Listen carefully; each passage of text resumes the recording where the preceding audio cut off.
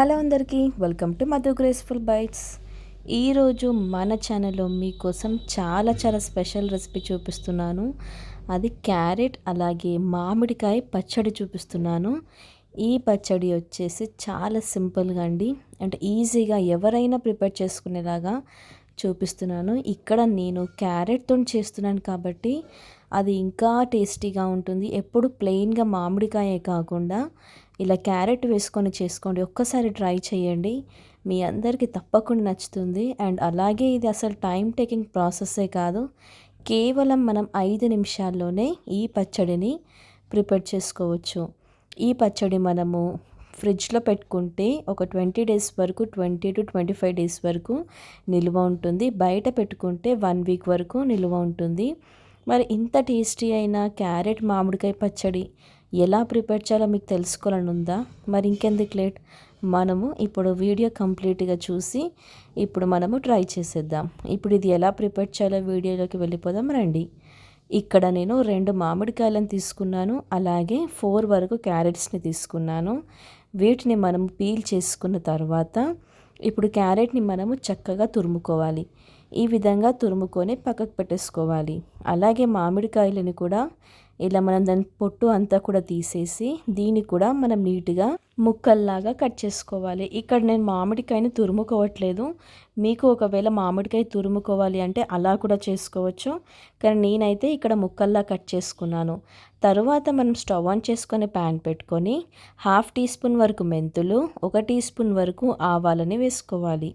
వీటిని వేసుకొని మనము మీడియం టు లో ఫ్లేమ్ పెట్టుకొని డ్రై రోస్ట్ చేసుకోవాలి. ఇలాంటి పచ్చడిలోకి ఈ మెంతులు అలాగే ఆవాలు అనేది కంపల్సరీగా ఉండాలి.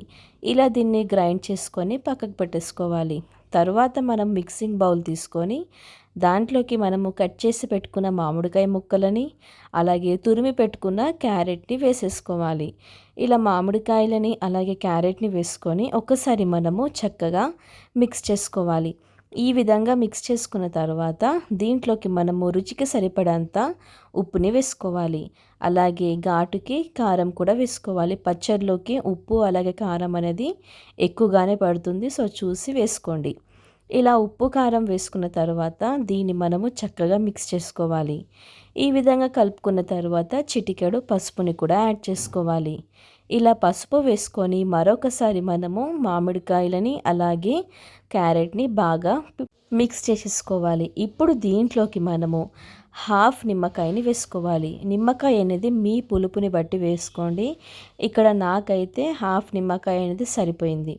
ఇలా మనం నిమ్మకాయని వేసుకున్న తర్వాత దీన్ని మనము ఒకసారి కలిపేసుకొని ఇప్పుడు దీంట్లోకి మనము పచ్చి నూనె వేసుకోవాలి. అంటే తాలింపు నూనె కాకుండా ఇక్కడ నార్మల్ రిఫైన్డ్ ఆయిల్ ఉంటుంది కదా, ఆ ఆయిల్ని వేసుకోవాలి. 2 టేబుల్ స్పూన్ల వరకు వేసుకోవాలి. ఇలా ఆయిల్ని వేసుకున్న తర్వాత మరొకసారి ఈ పచ్చడిని మనము చక్కగా మిక్స్ చేసుకోవాలి. ఇప్పుడు మీరు ఒకసారి చెక్ చేసుకొని ఉప్పు ఏదైనా పడితే మీరు అడ్జస్ట్ చేసుకోవచ్చు.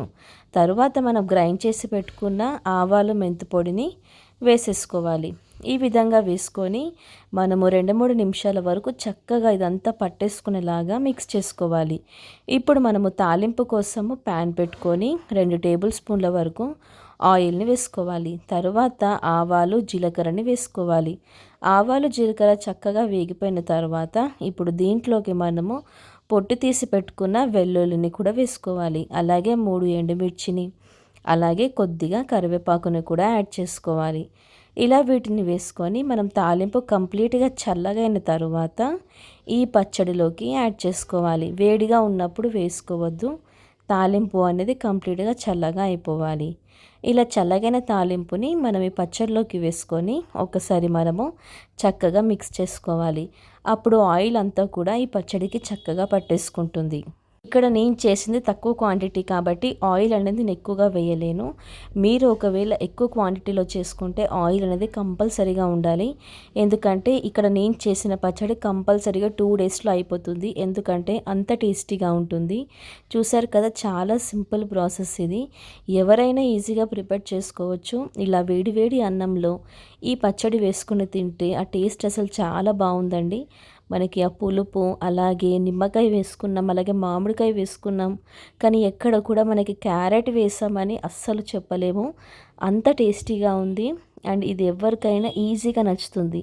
ఇలాంటి సమ్మర్‌లో మనం ఇలాంటి ఇన్‌స్టంట్ పచ్చళ్ళు చేసుకుంటే అందరికి కూడా చాలా ఇష్టం కదా! మరి ఇంకెందుకు లేట్? మీరు కూడా మీ ఇంట్లో తప్పకుండా ఈ మామిడికాయ క్యారెట్ పచ్చడిని ప్రిపేర్ చేసుకోండి. మీ ఇంట్లో వాళ్ళకి కూడా కంపల్సరీగా నచ్చుతుంది. అంత టేస్టీగా ఉంటుంది. మీరు కూడా మీ ఇంట్లో ప్రిపేర్ చేసుకున్నాక మీకు ఎలా కుదిరిందో కూడా మధు గ్రేస్‌ఫుల్ బైట్స్ ఛానల్‌లో కామెంట్ చేయడం మాత్రం అస్సలు మర్చిపోకండి. మీకు ఈ వీడియో నచ్చితే మీ ఫ్రెండ్స్ అండ్ ఫ్యామిలీ మెంబర్స్‌కి షేర్ చేయండి. Thank you for watching Madhu graceful bytes.